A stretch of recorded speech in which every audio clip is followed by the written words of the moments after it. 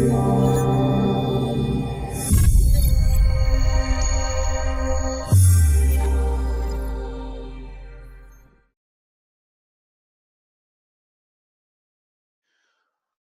the next thing I want to show you is something that just probably what I'll say is showing you a bit of the potential of what Freeway can actually do, because everything I've shown you is pretty straightforward process, and it's probably a pretty standard business process from within what you would normally expect Ostendo to be done, only done on a device.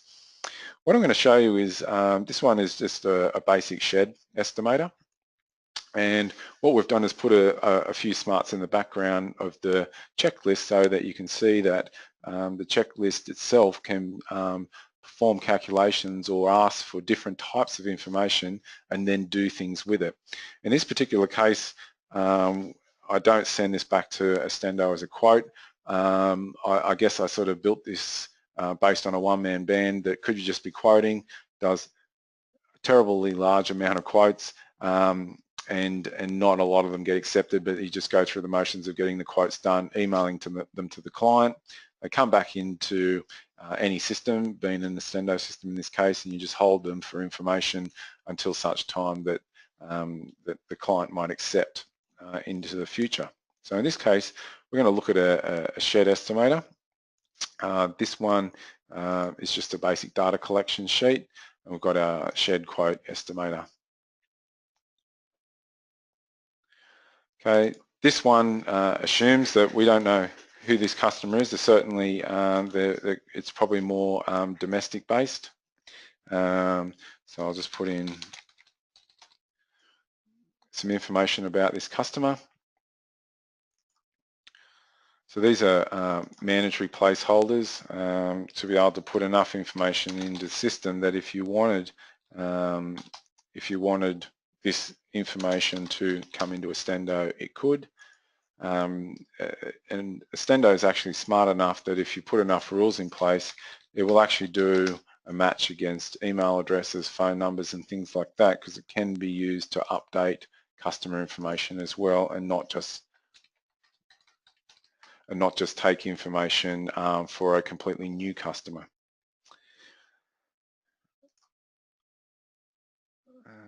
I'll just set a completion date maybe of 31st is when they're likely to get it in.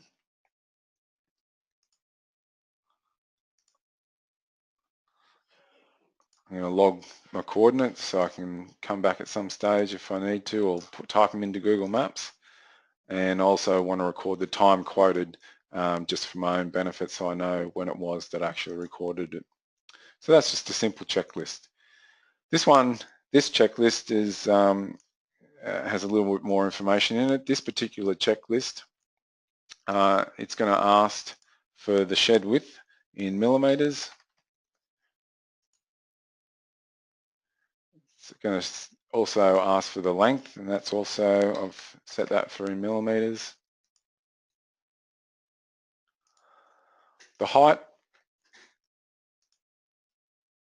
is going to be a list box, and I'm going to select 2300.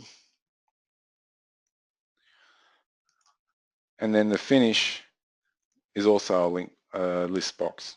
I'm going to select zinc. And here you can see now that it's gone ahead and evaluated the result for us. You can see that down here. So it's added the extra line in after the mandatory information went in to then be able to evaluate the result. I can take some information about the shed position. So I could take a picture.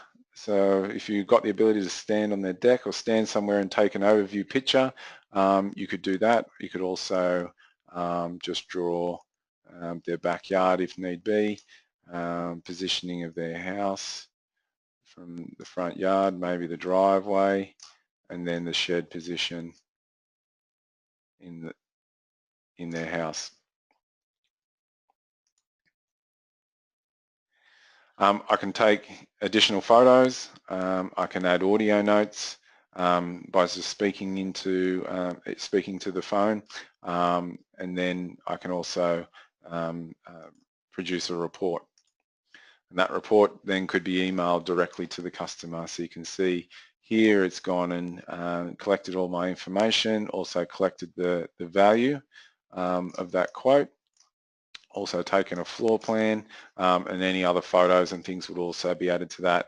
And if you didn't want to email audio notes to them, you could turn that off, or you could add your own written notes, which you could talk to and actually include those written notes on here as well. Okay. And once again, complete that data sheet, and that will go back to the database. However, that particular one, I haven't got that loading into anything. It's just been set up as data. Data that I can pull back at any time.